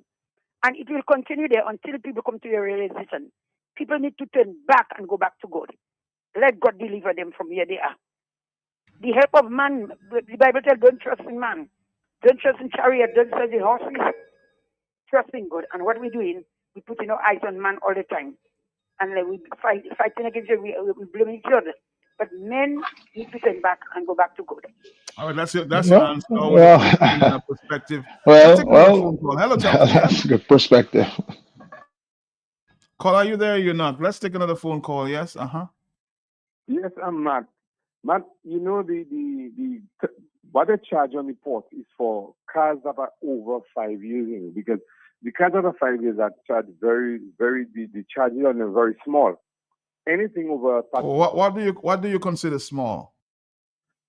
Like maybe 5% or so, what? 5%. If you have a brand new vehicle, you're not going to pay 147%. Let me ask Peter Carroll. No, that's not true. That's not true. I doubt that. That's definitely not true. 449-3095-96 and 97. 5%. Andy, have you bought a new vehicle in recent times?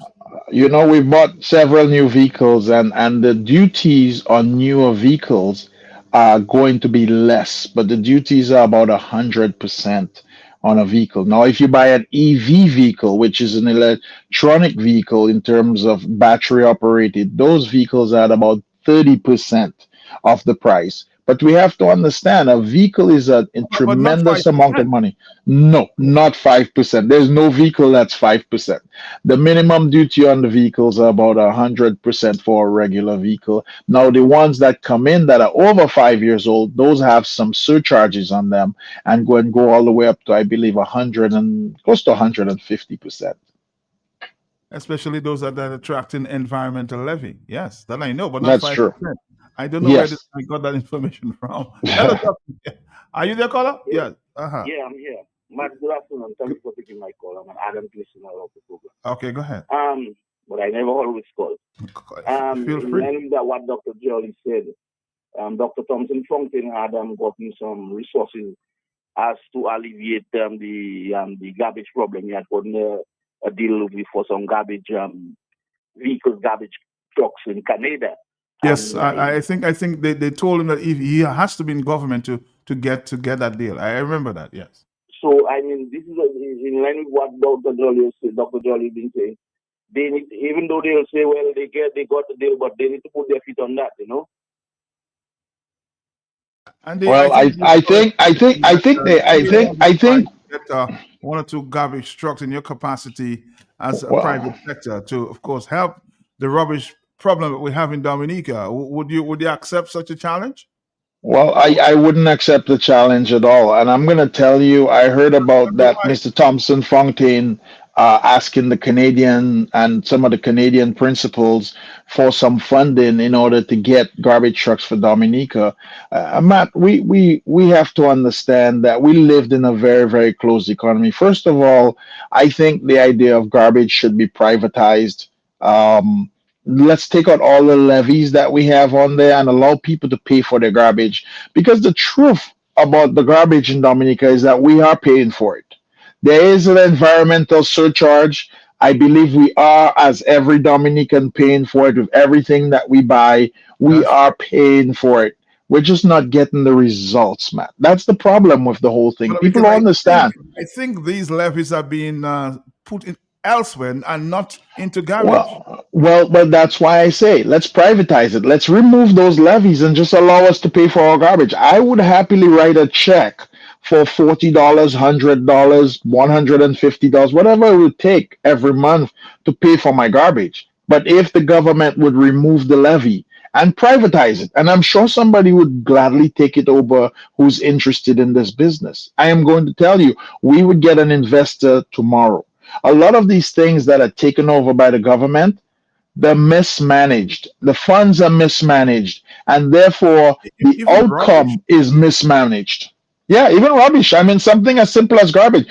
For most Dominicans that don't know, every product that you buy has a surcharge on it at 1.5% that is used as environmental levy to help take care of the garbage. Everything you buy in Dominica, whether it be a soda, whether it be a deodorant, whatever it is that you buy, 1.5 of that product should go towards garbage. And I think there's some other smaller taxes as well in there that go to it. I'm getting your point, Andy. And these environmental taxes that should go to garbage collection is being redirected in somewhere else. In other positions, and hence the reason why that the garbage system is failing, because it wasn't used very effectively. So if the government wants garbage to be handled properly, my advice for them, simply put, as a businessman, is get out of the business. Let somebody else take it over.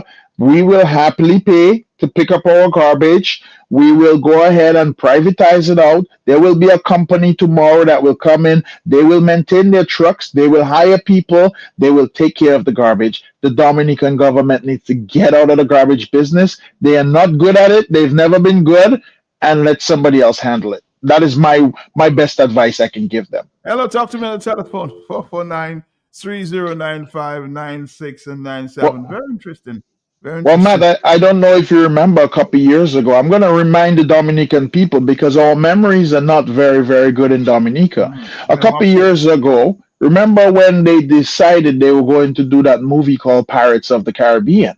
And they decided Dominica was the place to go. And I'm going to tell you, if anywhere look like it need Pirates of the Caribbean, I'm going to tell you we are the perfect subject for pirate. We have the forest, we have the woods, we have the Rastas down there already. I mean, it's a built set for anybody. And remember that company sent a proposal to the government of Dominica, and that proposal sat on the desk of the government of Dominica for several months, if not years, and never got approved. And instead, after calling so many times, you know what the developers of the Pirates of the Caribbean did? They took their movie to St. Vincent instead. And the St. Vincent government was happy to have them and happy to have them make a movie. That movie was one of the top grossing movies. In fact, when we saw how well the movie did, they came out with Pirates of the Caribbean 2, and that was filmed in Dominica after that. And it made great news. It made great movies. But imagine if we had movie 1 and movie 2 and movie 3 and movie 4 shot in Dominica. It would have been amazing. But again, we do not pay attention to detail. We need people to start turning things around, man. And this is how we're going to get our economy back on stream. I don't think the airport and the hotels and the CBI is really going to be our train to heaven. In fact, I am thinking those things are going to sink us lower than ever been before. And Matt, the reporters in Dublin. Are you suggesting too that we may have too many hotels? I see a beautiful structure coming up in your area, in the Lale Coco. Yeah, but Matt, we have too many of them. And not only that, Matt, here's the thing. The average stay at a hotel in Dominica is about $200 to $250 US per night. How many of Dominicans can really afford that? So that just tells you those hotels are not for us. You are gonna find zero Dominicans vacationing at those spots. We cannot afford it, and I don't know what we're gonna do about it. But we have them. We've built them. It's a lot of infrastructure that we've built. But we have to get around to making sure that we start doing things for Dominicans instead. And I don't know how we're going to do it, Matt. I don't know. As I said, this new budget that's coming up, this 1.2 billion is what they're proposing. Yes, 1.2 billion plus. I will give you the exact figures in a minute. Well, what is the exact? I mean, has anybody seen the paperwork to see what exactly is in this new upcoming budget and where the money is going to be sourced from? No. So nobody's seen the paperwork. Can we get a? Maybe the parliamentarians have, because they usually send them a copy in advance. But I don't know if anybody in the public have access to it as we speak. Well, we should get we have a parliamentarian, the young man who's in there, Delbert. we should get him on the line and see if he's gotten a copy, because I would be interested to know what's in this budget and where the revenue from this budget is going to come from, because that is a significant amount of revenue. And again, Matt, these are very, very big numbers, and we have to find out how these things translate into helping the average Dominican person. How does the money go from $1.2 billion into the pocket of the person on the road, the person who's selling cucumbers at the market, the lady who's selling eggs on the corner front? How does that money translate into usable funds for people? Because I don't see where we're getting those kind of funds from, unless we have probably an uncle, like a rich uncle, that maybe died and left us some inheritance somewhere. So we're gonna probably struggle for a little while with those answers. All right, Dominique, as I said, and Buple said earlier, your kitchen no cranana. We got nothing to offer. We come like a an old banana farmer. Sickle finding years. Finding in a hand of green banana. What the heck is this, man? What I see in there? I can't find a right banana in Dominica. Just like Canada and America. It's only grapes and apples I see selling everywhere. Yo, kids, no banana. Uvel mala, ni diaspora. No banana. Le buksala kite don't make banana. And this is kind of nonsense. So stop the buksala.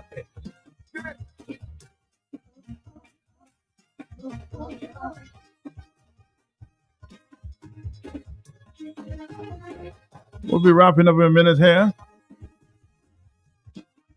We have 6 more minutes. We're going to take a break. We'll come right back. Do you want more miles for less? Rubis Ultratech gasoline and diesel uses advanced fuel technology to optimize your vehicle's performance and improve its fuel economy. By removing deposits, Ultratech maximizes your vehicle's performance, keeping your engine clean and running like new. What does Ultratech greater fuel economy mean to you? You get more miles for less. Put only the best in your tank. Ultratech Fuel, only from Rubis. Get Rubis, get going, get Rubis, get going. All you, I just meet Goldwyn in Roseau again. Same place outside Flossie's. I tried to dock in, but he had time see me. Where? Story start again. Million, Lotamo Pavel, we got Salcafella. I said the same thing you doing, shopping at Flossie's. And you don't have to tell me the same thing you tell me last time because I busy. It's to hear him way. You reckon? About my pocket, boy. I won't tell you that I save money in food and drinks when I buy quantity. I save more. Oh, shucks, man. Well, when you're still telling me, I know already. To park I expect him, why? But it can him up here to Palais. I will tell all my friends from London, US and Dominica to come to Flossie's, right next to the Rosa Market. Open Sunday to Saturday. Flossie's can't do it to you. Andy, somebody wanted a quick view on you, or two. Somebody wanted your opinion on this near disaster that took place at the Dominican Grammar School. I don't know if you heard about this roof collapsing and a lack of. Yes, I was in the vicinity when that happened. Can you share your view on at that point? Well, you want the view on the fact that it collapsed, or you want what we're gonna need to do about it? And what we need to do about it? Well, we have to break down the entire building and start over again. I mean, that's just an architectural nightmare, really and truly. But do you think we need an investigation to find out just what happened there? Well, we don't need an investigation to find out what happened. My hope is that the government will go ahead and make sure that they have good supervisors, making sure that the contractors that are responsible for that, well, obviously the contractor has not handed over the building as yet, so the contractor is responsible, and as we know, it is an active site. But my hope is that the government will have good supervision over what the contractors are doing. And Matt, this is probably nothing new, though. I'm going to tell you, contractors have done bad work for a lot of people in Dominica, and planning, which is the Department of Planning, has not put their foot down to ensure that buildings that are being built are properly supervised. So somebody at the planning department should be fired if that building went for planning. Somebody at that construction site should be fired. Definitely. This is a significant amount of resources. And my hope is that the contractor has some insurance and this thing will get resolved. There will be a significant delay, of course, because keep in mind, you have to start all over again because there it is that you wasted several months. But I want to make sure that the rest of the structures are paid attention to. Keep in mind, these structures are going to house school kids, they're going to house families, people are going to be doing events at those schools. So we want to make sure that those things can withstand a hurricane, they can withstand weather. But like everything else, again, there's been no information that has been put out. So a lot of what we can come to is pure speculation. But we need to make sure that the people who are responsible for these type of things are doing their work and they are looking over. And I'm going to tell you, Matt, I've had some difficulties as well in Dominica, and you know that we brought it up on the show, and very little is being done. I mean, even in the case that we had recently with the attorneys that were money laundering and stealing money, a lot of the laws and restrictions that need to be passed have not been passed, and those things, Matt, tend to affect people significantly. They tend to create less structure in Dominica. And now, when Blessings called this morning, a lot of people may not have understood what he was saying. But if we don't pass good gun laws and we don't have good policing, then we will have gun violence. If we don't pass good attorney laws and accountability for attorneys, then we will have attorneys who are very dishonest in Dominica. And if we don't pass good planning rules and make sure things go for planning like they're supposed to with good accountability, then we will have roofs falling in. So we have. Andy, just before I spoke to you this afternoon, some elderly person, she said she's going to give a story. She's about 88, and she said she spent so much money with a lawyer, and the kind of work she's getting is shoddy work, and she need to expose her situations. So you're right. Some of the lawyers may be just ripping off people. They are, and not only that, Matt. You have to remember these people do not have a code that you can actually bring them back and get any justification. So this lady, maybe she did spend the money, she did not get what's required. But guess what? She has no means of coming to justice. I myself, I'm a business person in Dominica, and like I told you recently on one of the shows, I did a deal with, everybody knows his name, Kondwani. Very, very interesting deal. Simple deal. It's a land deal, registration deal, paid the money. And here it is that this gentleman took the money to do his own personal, I'm telling you, personal business. So wondering, when money is given to a lawyer, it's supposed to be kept in escrow in a separate account in that person's name. So we have lawyers in Dominica using people's money to further their own agenda. And not only that, Matt, we lost the deal. We didn't get the deal. The deal was not completed.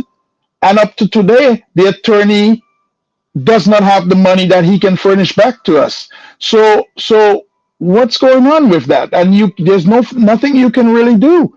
There's no means that you can really take to heart, because the lawyers in Dominica don't have a set criteria or a set degree of law that they have to follow. They have nobody that's accountable for them. So we will continue to have this. All this is something that we need to fix in Dominica. Have you written to the Dominica Bar Association? The Dominica Bar Association has no power because the act that the government was supposed to pass has never been passed. But Matt, you have to ask yourself a question. Why would the government pass an act that would sort of restrict lawyers or force lawyers to have good behavior? Because here it is that we have a CBI program, and everybody who's involved in that program is an attorney. And all of them are doing things which may not be so-called a good lawyer would do. So therefore, above the law, I mean above board. Yes, you're right. above board. So therefore, the government really doesn't want that. They're not interested in those things. You understand? And people have been getting hurt by lawyers in Dominica over and over again for many years. A lot of the lawyers have enriched themselves and have impoverished a lot of Dominicans. Matt, visitors are coming from overseas. They want to invest in Dominica. Who are they going to use to invest in Dominica? You have to go for an attorney. Well, guess what? Most of those attorneys, including the one that I have, Kondwani Williams, have actually taken advantage of a lot of people over time. But we need to understand, if we want Dominica to be a good place, it has to start with our leadership. Our leadership is one to blame. They have not put good things in place. And Dominica, the only thing, Matt, I will ever say about Dominica is we've done well on our carnival. People seem to like it.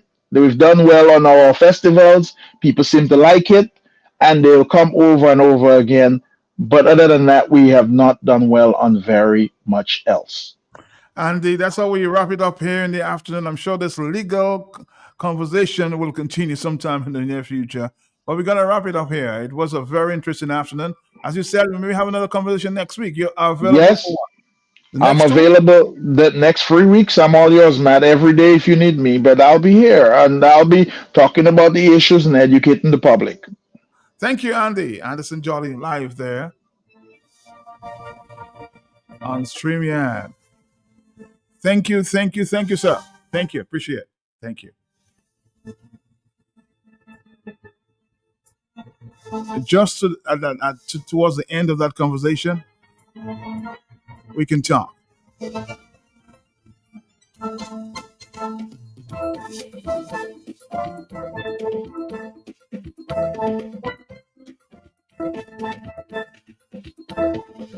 I'm gonna wrap up this afternoon with some bouillon music. This Shelly and